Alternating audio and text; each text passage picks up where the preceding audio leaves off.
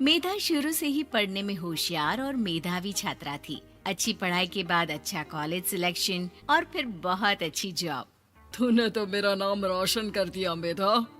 अरे लेकिन ये जो काम करने का तरीका है ना, इसे बदल ले। 18 घंटे काम करेगी तो कल को बच्चा कैसे संभालेगी? तुम्हारी तरह पागल नहीं हूँ माँ, जो बच्चे और परिवार में फंस जाऊँ। मैं तो जिंदगी खुल कर जीऊंगी। सब कहने की बात होती है बेटा, अपने बच्चे का सुख हर कोई चाहता है। वक्त बीतता है और मेधा की शादी हो जाती है। शादी के कुछ सालों में ही मेधा एक सुंदर से बेटे की माँ बन जाती है। अरे यार, मेरी मैटरनिटी लीव खत्म हो रही है, क्या करे? माँ भी नहीं आ सकती, कैसे मैनेज करूँ? ऐसा करते हैं, इसके लिए एक केयर टेकर रख लेते हैं, वो देखा करेगी इसे। मेधा को पति की बात जच जाती है और वो केयर टेकर की तलाश शुरू कर देती है। एक दिन उन लोगों के घर एक महिला आती है जो दिखने में पढ़ी लिखी लगती है। जी, क्या काम है आपको? मैम, मेरा नाम स्नेहा है। आपका एड देखा केयर टेकर का, क्या मैं आपके यहाँ काम कर सकती हूँ? हाँ, क्यों नहीं, लेकिन आप तो अच्छे घर की लगती हैं, फिर नौकरी क्यों? दरअसल मेरे ससुराल वालों ने मुझे घर से निकाल दिया क्योंकि मैं माँ नहीं बन सकती और माता पिता भी नहीं है इस दुनिया में। तो अरे, कोई बात नहीं, तुम लक्ष्य को ही अपना बच्चा समझो और यहीं रहना, और किसी भी चीज की जरूरत हो ना तो बता देना। नेहा खुशी खुशी लक्ष्य को संभालने लगती है। रात को जब मेधा घर पर आती है, अरे क्या बात है स्नेहा, तुमने खाना नहीं खाया क्या? अरे दीदी, आपका बेटा टाइम दे तब ना। अरे तो जब वो सोता है तब खा लिया करो। तब तो मैं इसके पास ही बैठी रहती हूँ। कोई मच्छर या कीड़ा काट ले लक्ष्य को तो अब आप पकड़ो, मैं खाना खा लेती हूँ। स्नेहा वहाँ से चली जाती है। बहुत ही अच्छे से ख्याल रख रही है ये लक्ष्य का। मेधा, इतना तो शायद तुम भी ध्यान नहीं देती। मेधा को पति की बात बुरी तो लगती है, लेकिन कुछ नहीं कहती। धीरे धीरे स्नेहा मेधा और उसके पति के साथ बाहर भी जाने लगी।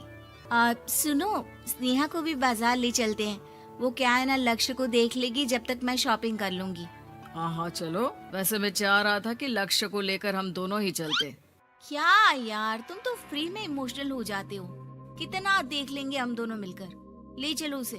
कार से निकलकर मेधा और लक्ष्य रोड क्रॉस कर रहे थे कि सामने से कार आ जाती है। मेधा का ध्यान नहीं होता, लेकिन स्नेहा तुरंत लक्ष्य को मेधा से छीन लेती है। मेधा गिर जाती है और कार मेधा को छूकर निकलती है, जिससे मेधा को खून आ जाता है। पति मेधा को हाथ देकर उठाता है। स्नेहा लक्ष्य को लेकर गले लगाई रहती है। थैंक्स स्नेहा, मैंने तो ध्यान ही नहीं दिया था कि कार आ रही है। स्नेहा का गुस्सा मालकिन पर टूट पड़ता है।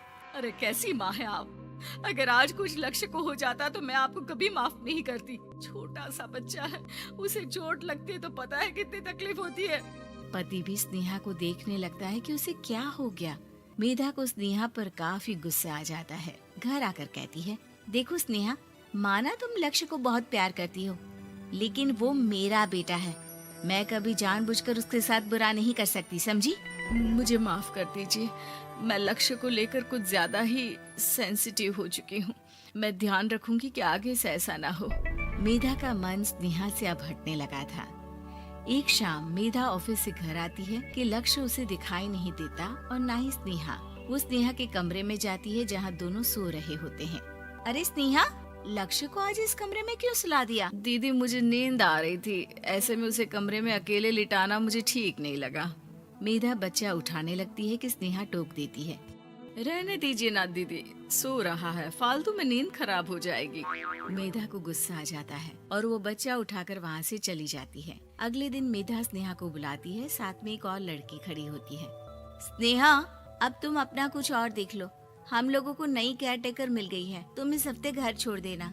स्नेहा का मन लक्ष्य को छोड़ने का नहीं करता, लेकिन नौकरी तो नौकरी होती है ना। स्नेहा घर से चली जाती है। धीरे धीरे महीने और साल बीतते जाते हैं और लक्ष्य एक नौजवान लड़का हो जाता है। लक्ष्य, आज मुझे मंदिर जाना है, ले चलोगे?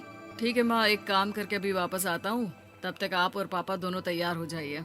दोनों तैयार होकर बैठ जाते हैं, लेकिन लक्ष्य काफी देर तक नहीं आता। अरे मेधा, फोन तो करो लक्ष्य को, देखो क्या हो गया उसे। वेदा फोन करती है तो पता चलता है कि लक्ष्य का एक्सीडेंट हो गया है और वो सिटी अस्पताल में है। जल्दी चलिए, पता नहीं कैसा होगा मेरा बेटा। अरे चिंता ना करो, सब ठीक होगा, मैं अभी कार निकालता हूँ। दोनों मियाँ बीवी अस्पताल पहुंचते हैं, जहां वो लोग देखते हैं कि लक्ष्य बिस्तर पर पड़ा होता है। एक महिला इन्हें यहाँ लेकर आई है, वो वहाँ बैठी है, लेकिन फिलहाल तो आप लोगों को इनके लिए किडनी का प्रबंध करना होगा। एक्सीडेंट में इसकी किडनी डैमेज हो गई है। मेरी ले लीजिए डॉक्टर साहब, मेरे बेटे को बचा लीजिए। नहीं नहीं, आप माँ हैं, आपकी नहीं ले सकते, पिता की भी नहीं। आप किसी रिलेटिव या दोस्त से पता कर लें और हाँ, थोड़ा जल्दी करें क्योंकि देर होने से मामला बिगड़ सकता है। मेधा बैठकर रोने लगती है कि वहाँ डॉक्टर आ जाते हैं। जिस औरत ने आपके बेटे को यहाँ भर्ती कराया था वो अपनी किडनी आपके बेटे को देना चाहती है। हाँ? कौन है वो, कहाँ है वो? तभी वहाँ स्नेहा आ जाती है। स्नेहा तुम? मैं लक्ष्य को पहचान नहीं पाई थी, लेकिन आप लोगों को देखकर समझ गई कि ये लक्ष्य है, इसलिए वापस आ गई। मैं अपनी किडनी आपके बेटे को देना चाहती हूँ। मेरी अपनी तो कोई औलाद नहीं, लेकिन लक्ष्य में मैंने हमेशा अपना बच्चा देखा। तुम धन्य हो स्नेहा, जो इतने साल में भी लक्ष्य को भूल नहीं पाई। सही मामले में तो वो तुम्हारा ही बच्चा होगा, क्योंकि जन्म भले ही मैंने दिया हो, लेकिन आज तुम उसकी जिंदगी बचा रही हो।